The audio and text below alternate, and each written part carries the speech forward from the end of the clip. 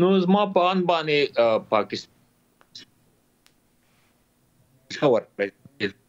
تاسو په یاد چې وخت کې په ویل چې زه باګرام غواړم او کرانه کړی شي د بد عواقب سره به امارت مخامخ شي نو بد عواقب خودی نشو کولای چې بیا په افغانستان باندې برید وکي او اشغال کې لکه تیر شو کلونو په شانته ځکه هغه وخت په نړیواله اجماع رامنځته کړې و د 9/11 په واسطه باندې دا ځل خو نشو کولای ځکه اوس خدا به په دنیا وال ټول ته امریکایان ثابته سپتمبر پیکه هم جهلي او په خپل داخلي امریکا کې تر سره شوی و د دې لپاره چې په افغانستان لپاره یو بانه د برید کولو برابر کی نو دا ځل د پاکستان نه استفاده وکړه چې غلام اداره لري او جوړ کړی د انګريزانو کله چې د هند جدا کړ د دې لپاره چې افغانستان کې اسلامي نظام مخه ونیول شي د اسرائیل مرتکل کیږي چې په منځني ختیځ کې هغه اسرائیل چې تقریبا د منځني ختیځ ټول هغه منځني ختیځ هوادونه امن کړی دی او کله په یو طرف باندې عملي کول بل طرف عملي کوي یو ډول لکه لندغره او امریکا هم ورته تخواته خپل نظامی کشته ودرول دي چې ربل څوک نشي کولای چې د لندغر په مقابل کې مثلا حمله وکړي او د مخه ونیسي د لندغره نو عین کار په پاکستان کې عین شکل لپاره جوړ شوی دی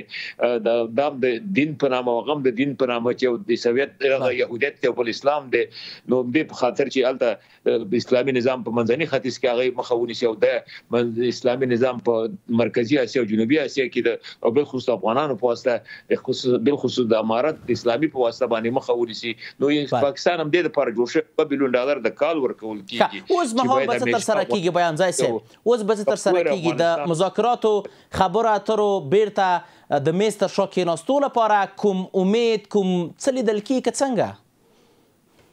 نو مذاکرات مخاطمخ کې ویل چې غلام صلاحیت نه لري هویت نه لري کغواړي چې د غلام سره یو تعامل کې پای د بازار سره وکي د بازار امریکا یا انګريزان دي او داغه بخوانه چې بودیجه دغه پروژه ورکړی شوی دی چې د باګرام د نیولو لپاره یو ډول بهانه جوړ شي یو بانه بل بانه په ان حال په خپل پاکستان کې د هم ورختا دي ترسو د خپل خلکو سره په جنگ کې دي د ټي ټي پی سره د بلوچستان سره د عمران خان د ګوند سره د لبیک پاکستان د ګوند سره تحریک طالبانو سره